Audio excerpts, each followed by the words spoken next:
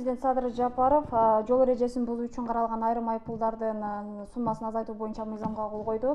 Деги эле мындай маалымат чыккан менен коомчулукта түрдүү пикирлер жаралууда.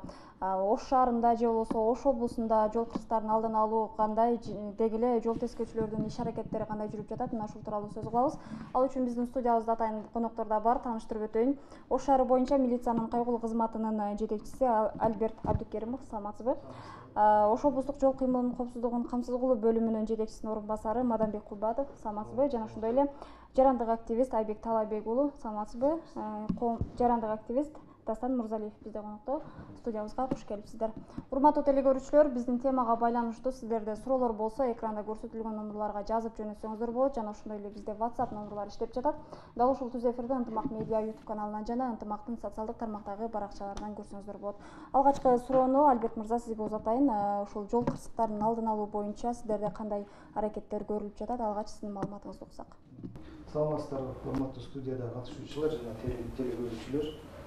Уруксат берсеңиздер, мен кыскача статистикадан дагы бир цифра айтып өтөйүн. Ошого жараша талдоодо айтып, кандай жумуш алып баратканын кыскача жеткирүүгө аракет кылайын. Ушу 7 ай ичинде Ош шаарынын аймагында 332 жол кырсыгы катталып, аларда 9 адам каза болуп, 459 адам ар түрдүү жаракаттарды алган. Бул сандык көрсөткүчтөр өткөн жылга салыштырмалуу жогору. Бул көбөйүп кеткен. Мунун да бир нече себептери бар. Бул себептерге мен токтолбой эле коеюн. Анын жасап аткан аракеттерге токтолоюн. Себеби жол кырсыктарынын алдын алуу мамлекетибиздин жетекчилигинен баштап, биздин ички иштер министрлигинин жетекчилигинен баштап бардыгы күч органдарда. Ошол багытта биз кандай иш чараларды алып барабыз. Биринчиден, албетте, бул эл арасында кеңири түшүндүрүү иштерин жүргүзүү. Элге түшүндүрүү, анын ичинде айдоочуларга, жөө жүрүүчүлөргө түшүндүрүү, ошондой эле коомдук транспорт айдаган жүргүнчүлөрдү ташыган айдоочулар менен түшүндүрүү иштери алып баратабыз. Ошондой учурда максаттуу рейдтик иш чараларды жүргүзүп атабыз. Мисалы үчүн рейдтик иш чараларга токтоло турган болсом, ошол жол кыймыл эрежелерин бузган учурларга токтоло турган болсом, 7 айдын ичинде биз 50.937 бузуу аныктап каттаган экенбиз. Өткөн жылы бул көрсөткүч 17.475 болгон. Дээрлик 3 эсе көп биз бузуу аныктап айып салып атабыз. Бирок өзүбүз көрүп тургандай, бир эле ушул нерсе менен биз жол кырсыктарын алдын ала албайбыз. Бул эч кандай натыйжа бербейт. Качан биз керектүү натыйжага жетише алабыз? Качан ар бир айдоочу, ар бир жол кыймылынын катышуучусу, жөө жүрүүчү болобу, ким болобу, велосипед айдаган болобу, качан ошол жол катышуучулардын бардыгы жол кыймыл эрежелерин так сактап, жоопкерчилик менен мамиле жасаганда, ошондо гана бир кандайдыр ийгиликтерге жетише алабыз. Биз ошол эле учурда бир уюштуруу чараларын да көрүп атабыз. Уюштуруу чараларын бир тактап айта турган болсом, Ош шаарындагы жол кырсыктарынын мен мындай жалпы эле айтпай, так адресин дагы айтып өтөйүн, уруксат берсе. Жарымынан көбүн бизде жөө жүрүүчүнү койдуруу болуп эсептелет. Ош шаарында ушул проблема, ушул көйгөй. Жарымынан көп. Буну биз кантип чече алабыз? Бул сунушту биз мэрияга дагы, тийиштүү кызматтарга дагы бердик. Болушунча биз анализ кылдык, ошол кайсы көчөлөрдө эң көп ушундай жол кырсыктары катталып атканын, болушунча жөө жүрүүчүнүн жолго чыгуусуна чектөө коюш керек.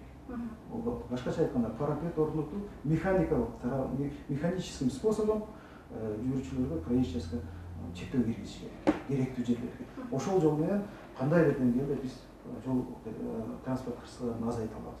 Экинчи жолу кыскача, экинчи немеси бизде эмнеге көп катталып атат? Жанагындар айдоочулар коопсуздук курун такпай калышты, азайып кетти. Ошон биз аны канча көп аныктаган сайын деле аз болуп атат. Кичинекей эле кагылышууда ооруканага катышып, жол кырсыктарын энеси көбөйүп атат. Анан эң орчундуу маселе бул адам өлүмүнө алып келген жана оор кесепеттер менен коштолгон жол транспорт кырсыктары бизде Ош Аралан, Ош Ноокат жолунда катталып атат. Ал жерде кандай жол менен катуулдантып да каршы тилкеге чыгуу жолу менен.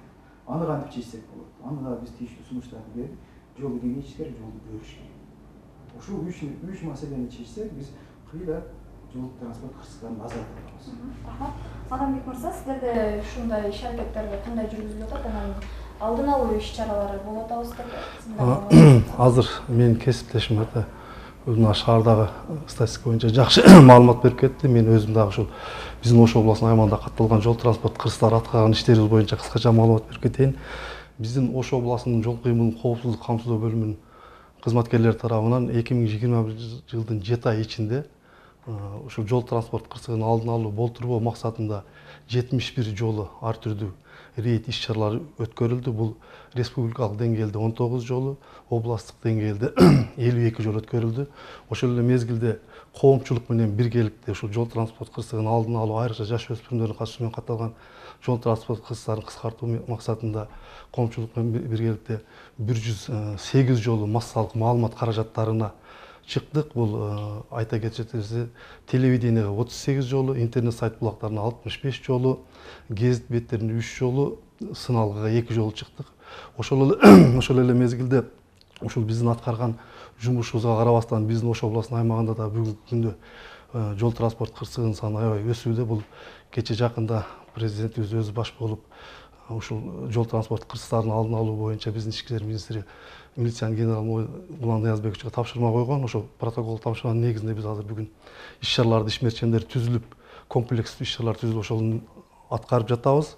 Биздин статистикага такталып кетсем, Ош областынын аймагында 7 ай ичинде 425 жол транспорт кырсыгы катталып, 75 адам каза болуп, 708 адам денесинен ар түрдүү жаракат алды. Ал эми ошол эле мезгилде жаш өспүрүмдөрдүн катышуусу менен 123 жол транспорт кырсыгы катталып, 18 жаш өспүрүм каза болуп, 133 жаш өспүрүм денесинен жаракат алды. Бул дагы былтыркы жылга салыштырмалуу бир топ көрсөткүчтөр өскөн.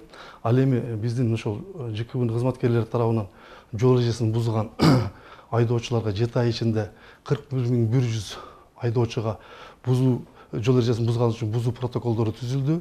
Былтыркы жылга салыштырмалуу 13.112 көп түзүлдү. Бирок ошого карабастан азыркы мезгилде биздин ушул айдоочуларыбыздын өздөрүнүн ошол өмүрүнө кайдыгер болуп, азыр менин кесиптешим айткандай ушул жол эрежесинде көрсөтүлгөн талаптарды так сактабаганлыктын кесепетинен ушундай жол транспорт кырсыктарынын саны өсүүдө. Рахмат. Жогоруда айтып өттүк, айрым беренелерге ошол жеңилдиктер каралды депчи. Ошол боюнча кыскача түшүндүрмө берип кетсеңиздер, андан кийин сөздөрдү активисттерге беребиз. Албек мырза, түшүндүрүп бериңиз кыскача.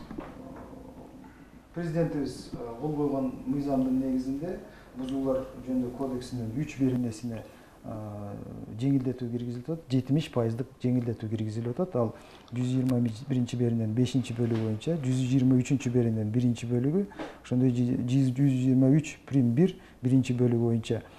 Башкача айтканда, эң көп кездешүүчү бузууларга 70% жеңилдетүү киргизилип атат. Мурунку кодексте ал ошол льготный мөөнөт 15 күн болгон болсо, азыр ал 1 айга көбөйүп атат.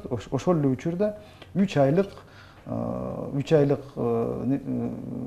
киргизилип атат. Мурда салынган айыппулдарды дагы пенясы токтотулуп, ошол 70% скидка менен төлөө мүмкүнчүлүгүн берип атат. Мен учурдан пайдаланып, бардык айдоочуларга кайрылып кетет элем. Ушул мүмкүнчүлүктөн пайдаланып, 70% ушул төмөндөтүү жеңилдик берилип аткандан кийин азыр төлөп калыңыздар. Эгер ошол 3 айлык мөөнөткө чейин төлөнбөй турган болсо, ошол мурунку салынган айып пенясы менен кошо төлөшкө туура келет.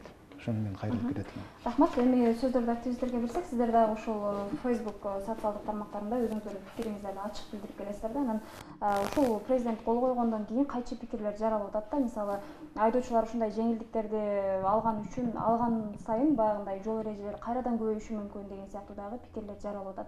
Сиздер кандай көз караштасыздар? Негизи бул туура эле болдубу? Айбек мырза, сөз. Мен ойлойм, бүгүнкү күндө аябай туура.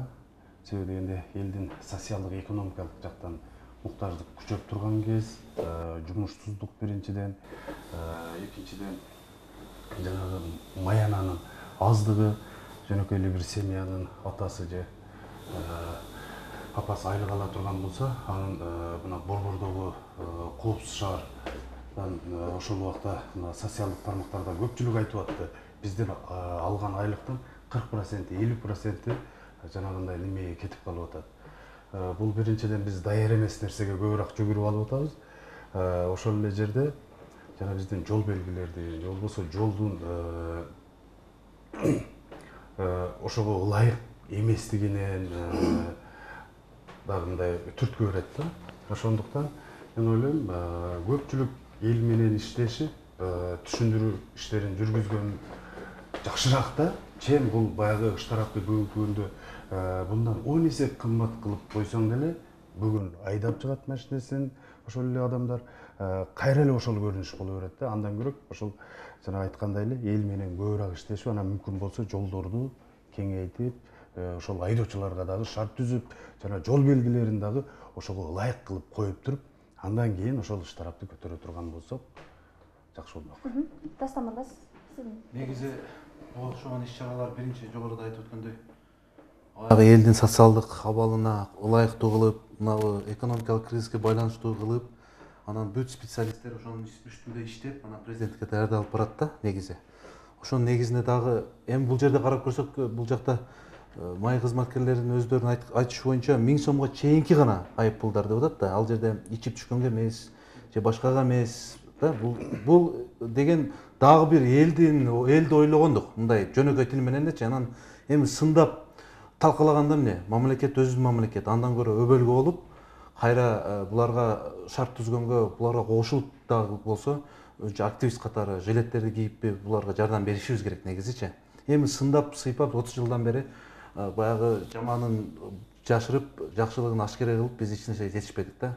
Эми туура макташ да керек. Бирок ошонун чегинде катасы болсо катасын көзгө сайып, жакшылыгы болсо жакшылыгын аскерелеп, буларды дагы колдоп, коомчулук негизи көпчүлүктөн жардам берет да.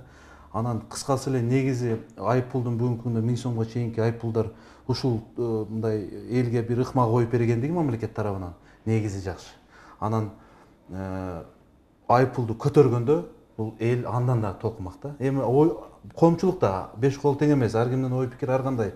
Бирөөсү ушундай айып пул азайган үчүн ПДДны бузуп атат, бирөөсү да ар кандай деши мүмкүн. Бирок негизи мындай обширно карап көргөндө негизи жакшы эле нерсе болду. Анан эми мындан ары биз бир гана коомчулуктага жардам беришибиз керек да. Бир эле ошо май кызматкерлерин, ПМ кызматкерлерин күнөөлөгөндө эмес. Эми туура человеческий фактор бар. Арасында кээ бир инспекторлор туура эмес иш кылып коет.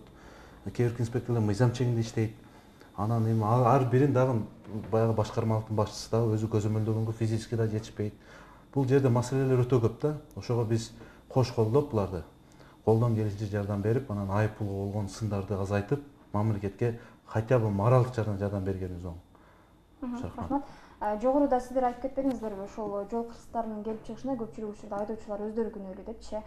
Чын эле айдоочулар күнөөлүүбү, же болбосо бизде баягы айдоочулардын жол эрежесин билбегендиктенби, же болбосо түшүндүрүү иштери мындай жетишсиз болуп атабы да? Бул жерде мен мындай жооп берет элем, айдоочулар күнөөлүү дегендин ичине ошол сөз дагы кирип кетет. Ошол айдоочулар жол эрежесин билбегендиктен ошол кесепетинен ошол жол транспорт кырсыктарынын саны өсүүдө. Себеби айдоочу ошол жол эрежесин так билсе, ошол эрежени так сактаса, бул жол транспорт кырсыктары өзүнөн өзү азаят. Ошондуктан мына биздин статистикада ошол 92% айдоочулардын күнөөсү менен катталат жол транспорт кырсыгычы.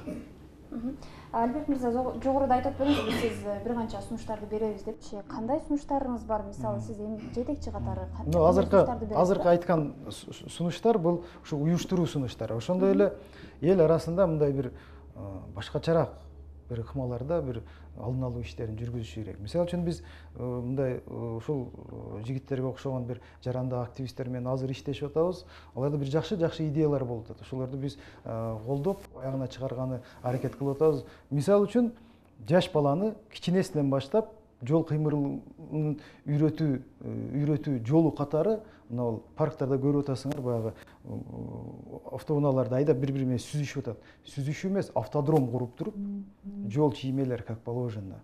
ошол жол белгилери менен жол чырактары менен кандай айдайт, ошол жол кантип бурат, ошолорду кичинесинен баштап үйрөтөлү дейт. Ошол активисттер менен бирге ушул идея, ал дагы бир жакшы идея. Кичинесинен баштап барып пул төлөп паркта бири менен сүзүшүп ойногондон көрө ошол кичинесинен баштап уже мээсине сиңиш керек. Албетте дагы бир жакшы иш-чаралар бар. Мына мектепке жакын. Аны шаардыктар 15 августтан кийин уже көзүңүздөр менен көрөсүздөр. Ал дагы уже жумуш ишке ашып атат. Эми азыр алдын ала айтып койсом туура эмес болуп калат, бирок ишке ашып атат.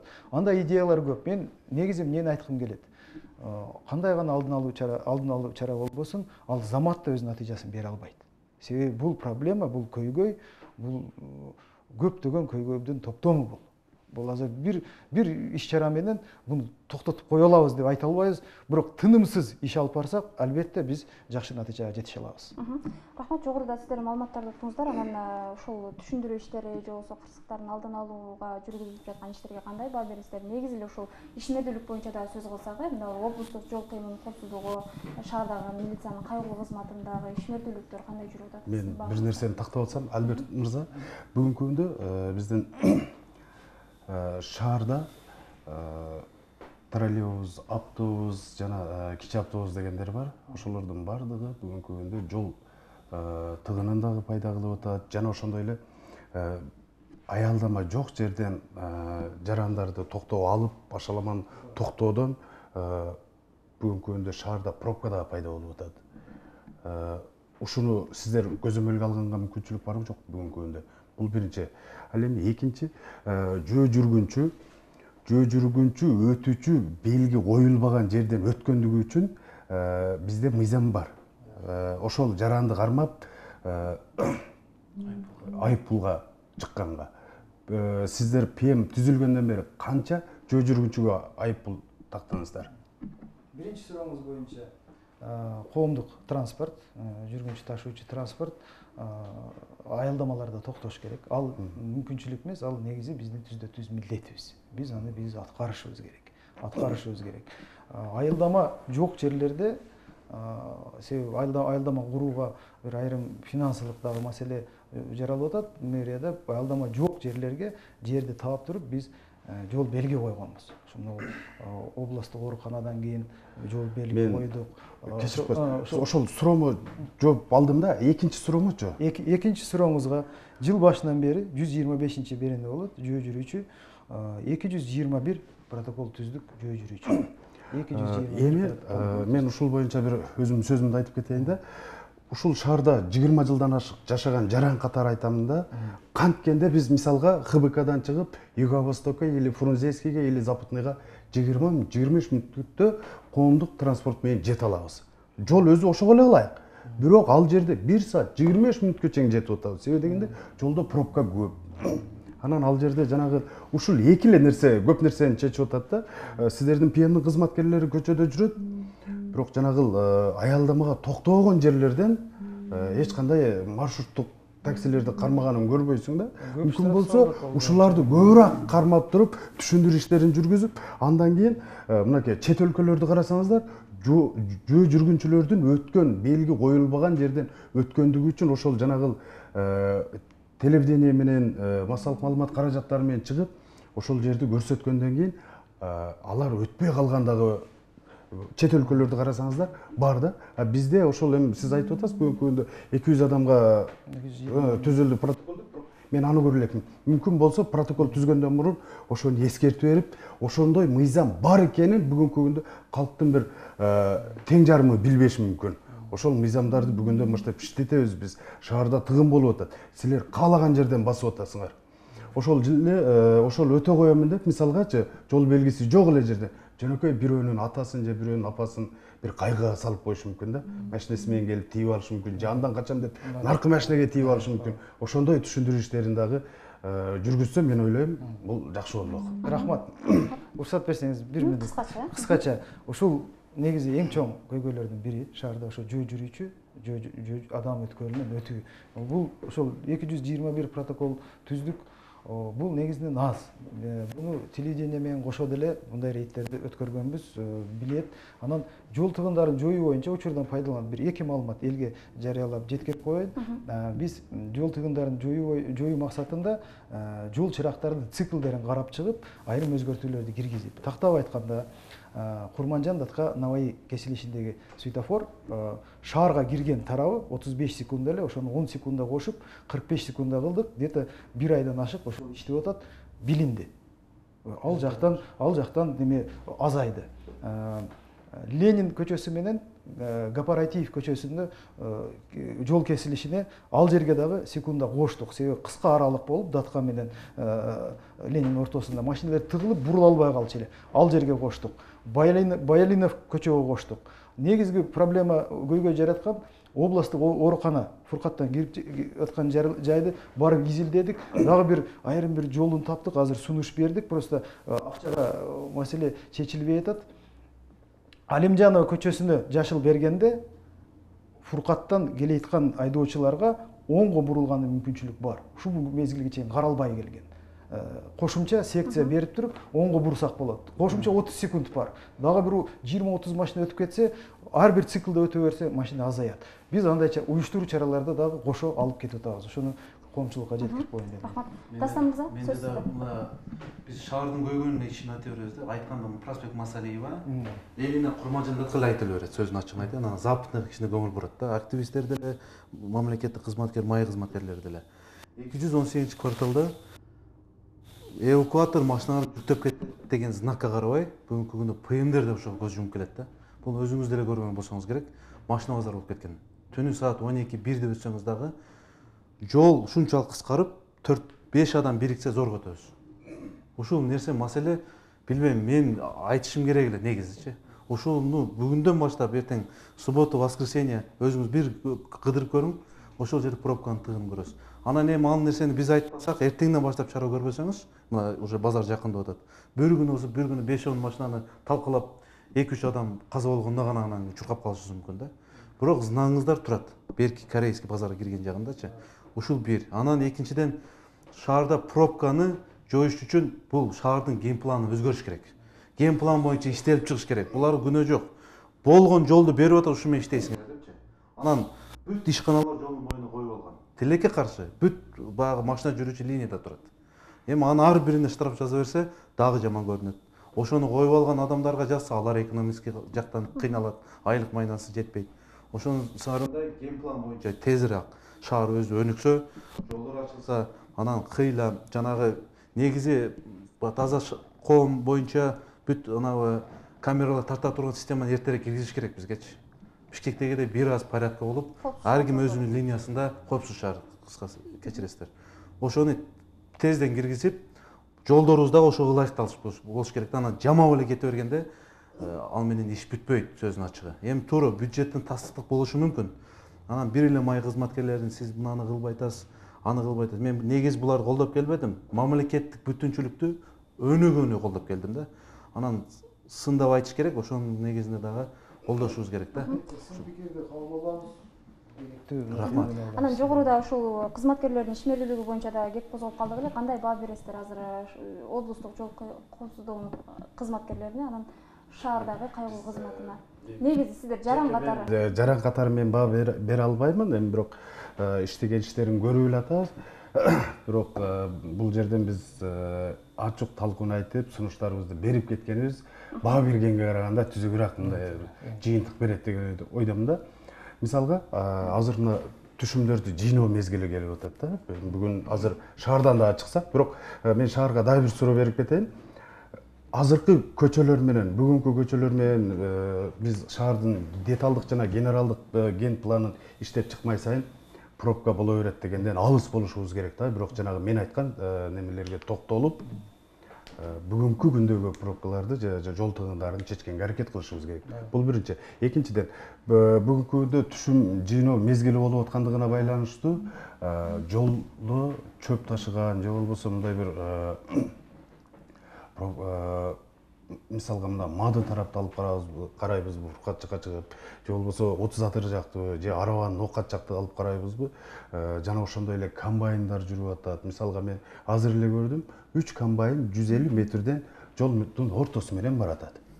Алар мисалга ошол кечиндеси чыкса болобу, же болбосо ушундай бир тартипке алып караса жакшы болобу эле дейм да. Себеби дегенде жана биринен бири өтүп, аябай мындай коркунуч жаратып атат да. Ушундай жактарында караса болобу, ушулар менен иштешсе болобу бүгүнкү күндө. Кыскача жооп айтасың? Убакыт жетпеби? Комбайндарды түнкүсүн неме кылбайбыз, наоборот, ал күндүз жүрүш керек, себеби алардын немеси чоң дагы, түнкүсүндө алардын соответствие баягындай жарык белгилери азыркы талаптарга көрүп атасыңар, техникалар жооп бербейт, түндө наоборот көбүрөөк коопсуздук жаратат. Себеби баягы встречный келгенде көп машиналар ушул келаткан комбайндар чоң немелердин эмесин байкабай калат. Рахмат. Биз азыр жарандардан келген суроолорго кезекте берсек, Мадамбек мырза, саламатсызбы? Сиздерде камералар жетиштүү, анткени кээ бир айдоочуларга аныктап бере албай калышат кызматкерлер дейт. Негизи жанагы камераларда Доказательства. Жок, бизде азыр мурда бизге берилген камералардын, видеорегистратордун сроктору бардыгы бүткөн. Бизде азыр бир эсептелүү бир 10 гана камера иштеп атат. Ал дагы 2 сааттан ашык тартпайт. Олордун иштөө мөөнөтү бүттү да. Ошондуктан бизде азыр ар бир кызматкерде жетишерлик видеорегистраторлор жок. Анан кантип бир сунуштарды берип атасыздарбы? Бир жаңыланып же болбосо ушу камераларды толуктап? Бул боюнча биз жогору жакка сунуштарды бергенбиз. Ушул камераларды кайра ошол өздүк курамга жетишерлик деңгээлде башка жаңы немелерди алып берүү боюнча сунуштарды бергенбиз. Бирок азыр бизге конкреттүү жооп келе элек. Саламатсыздарбы дейт, ПМде иштегендердин канча пайызы мурда иштеген, канчасы иштеген эмес, себеби көпчүлүк кызматкерлер беренелерди түшүндүрүп бере алышпайт дейт. Жаңы кабыл алынган конкурстук тандоонун негизинде жаңы кабыл алынгандан бир 70% жарандардан кабыл алынган балдар. 30% мурда иштеген кызматкерлер болсо, анын ичинен дагы мурда ушул ГАИ системасында иштеген бир 10% эле кызматкер бар. Урматтуу Альберт мырза, сиздердин ишиңиздерге мактоо гана айтабыз, бирок бир нерсени айтып коюшубуз керек дейт. Сиздин бир кызматкериңиз бар, аты жөнүн жазыптыр, бирок тилекке каршы биз түз эфирде айта албайбыз. Кызматкериңиз бар, аны тартипке келтирип койсоңуз, айдоочулар менен сөгүшөт, көп кызматкерлердин тарбиясы начар, эл менен жакшы иштешпесе туура эмес болот дейт. Кантип сүйлөө керектигинде окутуп үйрөткүлө дейт. Негизи ушул боюнча дагы айтып өтсөңүз, себеби социалдык тармактарда дагы көпчүлүк терс пикирлерди айтылып келет да, ошол айрым. Биз кандай гана сын пикир болбосун, биз аны кабыл алып, андан туура натыйжа чыгарганга аракет кылабыз. Мен бир цифраны айтып өтөйүн. Өткөн жылы ошо эски ГАИ мезгилинде бир жылда 6 кызматкер тартиптик жазага кириптер болгон экен. Менде 7 айда 82. Биз кызматкерлерибизди аябайбыз. Бул жаңы кирди эле, бул боло берет. Жок, 82 кызматкерге тартиптик жаза бердик. И дагы да бере беребиз. Эгер мыйзам бузса, тартип бузса, бере беребиз. Биз жарандар менен, коомчулук менен ачык иштешкенге даярбыз. Кандай гана бизге сын пикир болбосун, биз туура мыйзамдуу чечим кабыл алабыз. Акыркы 1 мүнөттө сиздерге сунуштарды берейин. Кандай сунуштарды айтасыздар эми ушул жол кырсыктарынын жоюу боюнча? Кыскача айтып өтсөңүздөр. Жол кырсыктарын жоюу боюнча биринчи мына областта тургандар бар го. Атыңыз эсиме чыгып калды. Мадамбек мырза. Эми өзүңүздөр жакшы билесиздер, менден дагычы. Бүгүнкү күндө жүк ташыган, жана теплый режимди сактабай атасың, фараң жандырып албапсың деген көрүнүштөр көп да, эл оозундагы. Мен дагы эл катары айтып коюшум керек. Сын эмес, жакшы ой пикир кабыл алыңыз. Ошол инспекторлоруңузду чындан колуңуздан келсе айдап салсаңыз деле сиздин авторитетиңиз көтөрүлмөк да. Сөздүн ачыгы. Анан ошто деле ошол көрүнүш. Жаңы балдар действительно келген, системаны түшүнбөйт. Жогоруда айтып аткандай беренелерди билбейт. Мен деле специалист болбосом да какой-то өзүмө керектүүлөрдү билем. Эми инспектор болбогон үчүн ошондуктан сизден суранат элем, ар бир 3 ай сайынбы же ар бир 6 ай сайынбы өзүнчө бир окууларга жөнөтүп, кайра окутуп, ошонун негизинде кайра дайындоо иштерин жүргүзөсүздөрбү? Себеби эл менен иштеш негизи кыйын. Ошонун биргеликте деле баягы мындай көрүнүштөр бар. Эми эскертүү деген негизи болбойт го, бирок жесткий наказанияларды коюп, сизге сунуш көбүнчө шаарда сын айткандар активисттер көп да. Өзүңүз эле чыгып начальствого согласовать этип алып эле пиарлап, өзүңүздөр эле пиарлап, мына жерде мындай кылыш керек, жол жарыктарын орнотуш керек, пешеходдорго мындай өчүп жана турган знактарды коюш керек. ушул сыяктуу ишти өзүңүзгө жүргүзүп берсеңизчи, эл көрө берет. Азыр элдин баарында ютубу бар, инстаграмы бар, фейсбугу бар да. Сизге мындай элге чыгыш керек да. Бекинип тур, формачандар чыкпагыла деген дагы мындай мыйзам бузуулар болуп калышы мүмкүн дейт. Ошонун сыңарында эле сиз максимально эл менен иштешкен аракет кылыңыздар.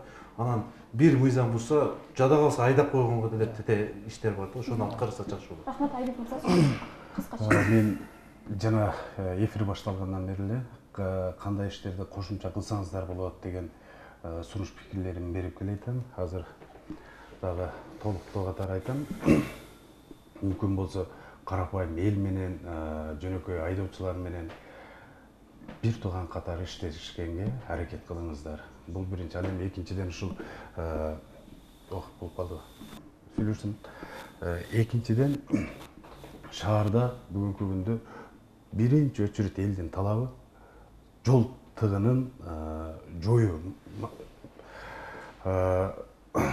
турат да. Мисалга сиздердин ПМдин кызматкерлери бул жак көчөдө 5-6 жүрсө дагы ошол жердеги светофор өчүп калып, ушундай жол тыгыны болбосо аны менен иши жок, нар жакта мындай бир өздөрүнүн жеке кызыкчылыгын көрсөткөндөй таризде калтырат экен да адамгачы. Ошон үчүн мүмкүн болсо ошол жол тыгындарын болтурбай иштешкенге аракет кылсаңыздар.